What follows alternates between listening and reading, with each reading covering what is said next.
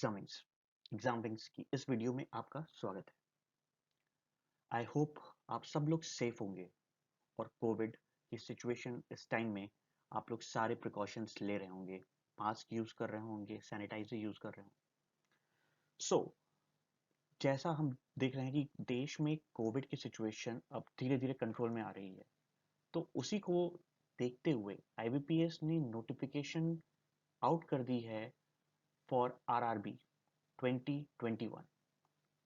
ये एक बहुत अच्छा साइन है उन सारे बैंकिंग एस्पिरेंट्स के लिए जो काफ़ी टाइम से वेट कर रहे थे कि कब ये फॉर्म आएगा।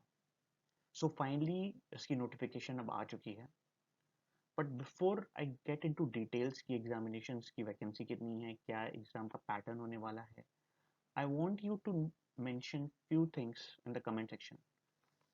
एक, आपकी तैयारी कैसी चल रही है। दूसरी, क्या आप एक्चुअली कोविड की सिचुएशन से कोई प्रॉब्लम फेस कर रहे हो। और तीसरी, कि इस कोविड के सिचुएशन को डील करते हुए एग्जाम देने के लिए आप किस हद तक तैयार हो। So let us gate into details. जो इंपॉर्टेंट डेट्स आई हैं जो कि आरआरबी के लिए आई है, दैट इज ये है हमारी 8 से 28 तारीख तक फॉर्म भरने की डेट।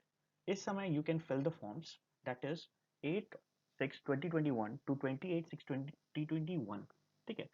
जो पेमेंट की भी लास्ट डेट है वो भी सेम ही होगी। सो इसमें आपको कोई एक्सटेंडेड डेट नहीं मिलेगी पेमेंट करने के लिए, आपको टाइम के अंदर पेमेंट भी करनी है। मैं हर बार अपने नोटिफिकेशन की वीडियोस में ये बोलता हूँ कि स्टूडेंट्स कभी भी 28 तारीख को फॉर्म भरने नहीं बैठना है, आपको फॉर्म पहले ही भरना है, क्योंकि अगर आप लास्ट मोमेंट पे फॉर्म भरने जाओगे तो definitely you will face problems. जो प्री एग्जामिनेशन ट्रेनिंग जो कि जिनको ट्रेनिंग के लिए ऑप्शन मिलता है, उनका ये एग्जाम ट्रेनिंग मिलेगी 9/7/2021 को, मतलब कि जुलाई में ये होगा। और जो कि सॉरी, ये आपका ट्रेनिंग का आपका एडमिट कार्ड आ जाएगा। और ट्रेनिंग होनी है दैट इज 19/7 टू 25 के बीच में। ये गिवन दैट कि अगर सिचुएशन ठीक रहेगी, इफ इट इज सेफ, ये फॉर्म में मेंशन है कि इफ इट इज सेफ मतलब उस समय तक कंडीशंस नॉर्मल हो चुकी होंगी, तो इस टाइम पे आपका जो भी प्री एग्जामिनेशन की ट्रेनिंग होनी है वो होगी। बाकी लोगों के लिए जो जनरल स्टूडेंट्स हैं उनके लिए जो प्री एग्जामिनेशन होना है वो जुलाई 2021 में या अगस्त फर्स्ट वीक में, फर्स्ट या फिर जुलाई के लास्ट वीक में, ये आपको उम्मीद करना चाहिए कि आपका एडमिट कार्ड आ जाएगा। और जो एग्जामिनेशन होना है वो अगस्त में होगा। ये अगस्त के मिड में मैक्सिमम मिड टाइम पे आपको ये चीज़ें आ जाएंगी।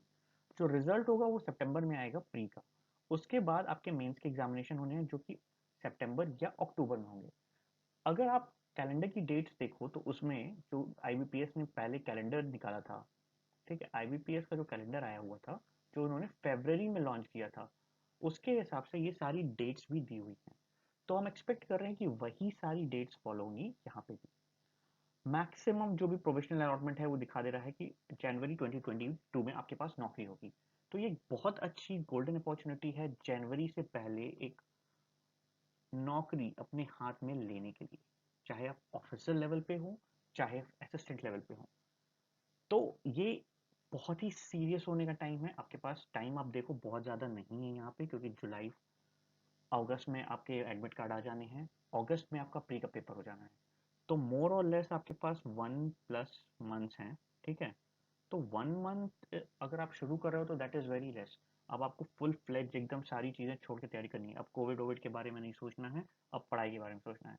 दूसरी चीज़ कि आपको ये चीज़ें ध्यान रखनी है कि इस एग्जामिनेशन में पैटर्न थोड़ा सा डिफरेंट होता है। वो पैटर्न क्या होता है वो मैं अभी आगे डिस्कस करूंगा। Let us talk about vacancies. Vacancies कितनी आई हैं? 10,000 से ऊपर वैकेंसीज हमको देखने को मिल रही हैं इस बार। तो इस बार लास्ट ईयर से ज़्यादा वैकेंसी है। दो पैंडेमिक की सिचुएशन इस बार भी है, बट इस बार पिछले साल से ज़्यादा वैकेंसी देखने को मिल रही है। यहाँ पे जो ऑफिस असिस्टेंट मतलब कि जो क्लर्क लेवल है, उसके लिए जो वैकेंसीज हैं दैट इज 5076।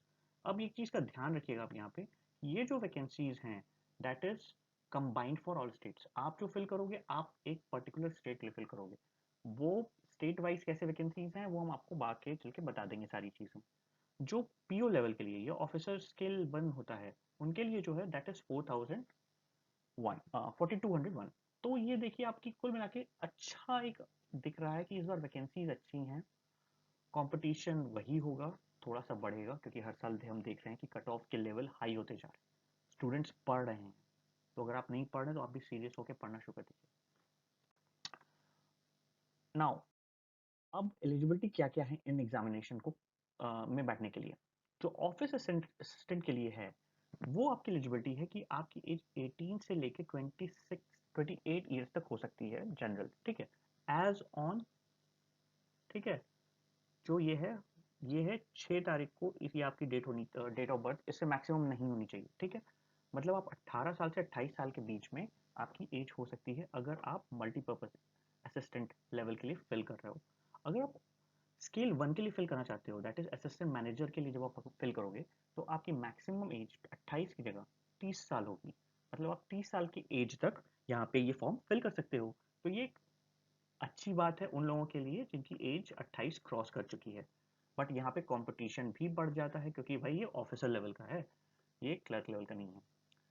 अगर आप एक्सपीरियंस होल्डर हो, if you are working in some bank और आप फाइनेंशियल सेक्टर या कोई एक्सपीरियंस में हो, जैसे अगर आप आईटी में हो, तो अगर आप इसमें मूव करना चाहते हो तो यहाँ पे मैनेजर लेवल 2 पे आपकी जो एज है वो मैक्सिमम 32 हो जाती है। और यही सीनियर मैनेजर के पोस्ट पे मैक्सिमम जो एज है वो 40 तक पहुंच जाती है। Now there are few things जो आपको बहुत ध्यान देना होगा। जब आप फॉर्म भरोगे तो आपकी डेट इससे पहले की नहीं होनी चाहिए, या इससे पहले की नहीं होनी चाहिए आप जिस भी लेवल के लिए भर रहे हो, ठीक है, इस चीज़ का बहुत ध्यान रखना। कई बच्चे ऐसे करते हैं कि उनको लगता है कि वो अभी लेवल में हैं, उनको वो फॉर्म भर सकते हैं, या उनकी डेट अभी क्रॉस नहीं हुई है, या अभी वो 18 साल के हैं कि नहीं है, वो फॉर्म भर सकते हैं कि नहीं। कुछ लोग को लगता है 21 साल पे है, तो ऐसा कुछ नहीं है। Check the dates very carefully and उसके हिसाब से आप फॉर्म फिल करना। एजुकेशनल क्वालिफिकेशन क्या है, आपको बैचलर डिग्री होनी चाहिए किसी भी रिकॉग्नाइज यूनिवर्सिटी से।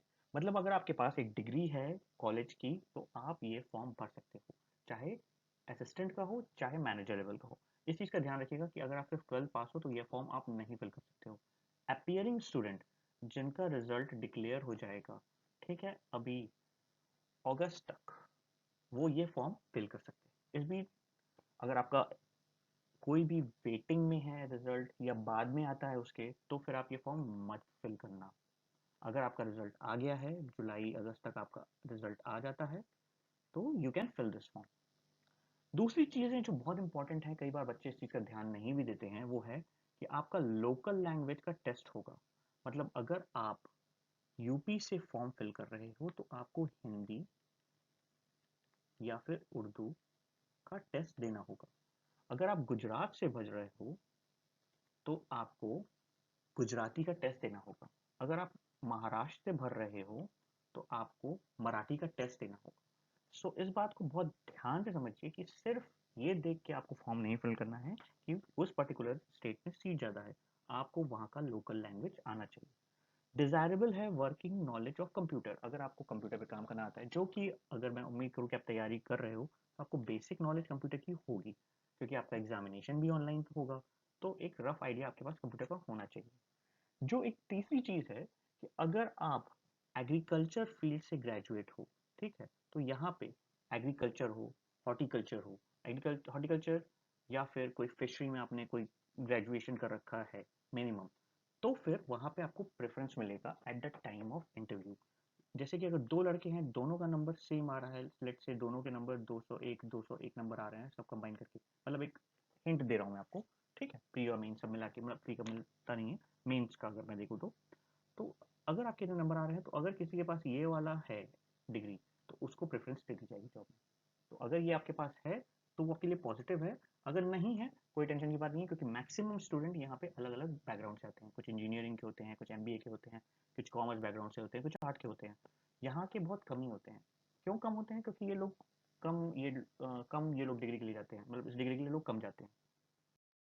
अब एग्जाम पैटर्न की बात करते हैं। एग्जाम पैटर्न में प्री का जो एग्जामिनेशन होगा वहाँ पे आपका रीजनिंग और न्यूमेरिकल एबिलिटी मतलब क्वांट का ये पेपर होगा। यहाँ पे आपके नंबर ऑफ क्वेश्चंस 40 होंगे दोनों सेक्शन में और मैक्सिमम मार्क्स भी 40 होंगे। लेकिन आपको जो कंबाइंड टाइम मिलेगा वो सिर्फ 45 मिनट्स का होगा। अब आप ये देखिए कि आपके पास 80 क्वेश्चंस हैं, 45 मिनट्स हैं, तो आपकी स्पीड बहुत अच्छी होनी चाहिए, आपको वेरी वेरी फास्ट तरीके से सॉल्व करना आना चाहिए क्वेश्चन को। देखा, तुरंत किया। ऑफिशियल लेवल पे भी यही पैटर्न होगा, आपके नंबर ऑफ क्वेश्चंस 40-40 होंगे, मैक्सिमम मार्क्स 40 होंगे और टाइम आपको 45 ही मिनट मिलेगा। यहाँ पे आपको प्री में इंग्लिश का पेपर नहीं देना होगा। ये उन लोगों के लिए बहुत अच्छा फॉर्म है जो इंग्लिश से डरते हैं या जिनकी इंग्लिश थोड़ी वीक है। लेकिन मेंस में आने पे आपको इंग्लिश का एग्जाम भी देना पड़ेगा। यहाँ पे आपके पास ऑप्शनल होगा, या तो आप इंग्लिश दे सकते हैं या तो आप हिंदी दे सकते हैं। तो ये उन लोगों के लिए फिर वही कह रहा हूँ कि बहुत अच्छा अपॉर्चुनिटी है अगर आप इंग्लिश में अपने आप को कमजोर फील कर रहे हैं। यहाँ पे आपका जो पैटर्न होगा वो दोनों ही ऑफिशियल लेवल या फिर असिस्टेंट लेवल में करीब करीब सेम है। आपको रीजनिंग का पेपर देना है जिसमें 40 क्वेश्चंस होंगे, मैक्सिमम मार्क्स 50 का होगा। कंप्यूटर नॉलेज का एक पेपर होगा, सेक्शन होगा जिसमें 40 क्वेश्चंस होंगे, 20 मार्क्स। जनरल अवेयरनेस मतलब बैंकिंग से रिलेटेड बीन जीके, आपकी 40 क्वेश्चंस होंगे। आपके इंग्लिश या हिंदी में 40 क्वेश्चंस होंगे और क्वांट में भी 40 क्वेश्चंस होंगे। तो क्वेश्चन कुल आपके 200 क्वेश्चंस होंगे। मार्क्स का डिस्ट्रीब्यूशन थोड़ा सा फर्क करता है। क्वांट के 50 मार्क्स हैं, रीजनिंग के 50 मार्क्स हैं और ये जो आपका कंप्यूटर का सब्जेक्ट है उसमें सिर्फ 20 मार्क्स हैं और बाकी बाकी 40। ये पूरा टाइम आपको 2 आवर्स का मिलेगा इस सेक्शन को करने के लिए। एक चीज़ का फिर मैं बहुत कहूँगा ध्यान से रखना है इस पेपर में कि इंग्लिश अगर आपकी वीक है तो आप इस पेपर को बेझिझक भर दीजिए, क्योंकि यहाँ पे आपको हिंदी में एग्जामिनेशन देने का ऑप्शन मिलेगा। जो ऑफिशियल लेवल है वहाँ पे भी यही चीज़ें हैं, सेम फॉलो हो रही हैं। बस लेवल जो होगा वो यहाँ से थोड़ा सा ऊपर का होगा और हायर लेवल का होगा। नाउ अब बात करते हैं सैलरी लेवल की। तो यहाँ पे जो मंथली ग्रॉस आप इन हैंड पाओगे दैट वुड बी अराउंड 42,000, आपको करीब 42,000 रुपये पीओ होने पे मिलेगा। और अगर आप असिस्टेंट कैडर में सेलेक्ट हो जाते हो तो आपको 30 या 30 से 32 के आसपास मिलेगा। डिपेंड करता है कि आप शहर में पोस्ट हो रहे हो या गांव में पोस्ट हो रहे हो, तो अलग अलग जगह पे अलग अलग है। इसका कुछ डियरेंस अलाउंस भी आपको मिलता है, हाउस रेंट अलाउंस भी मिलता है ऑफिशियल लेवल पे कि आपको लीज के लिए, एकोमोडेशन के लिए, आपके घर लेने के लिए, मतलब आप रेंट कहाँ ले रहे हो वहाँ पे भी आपको उसकी फैसिलिटीज मिलेगी।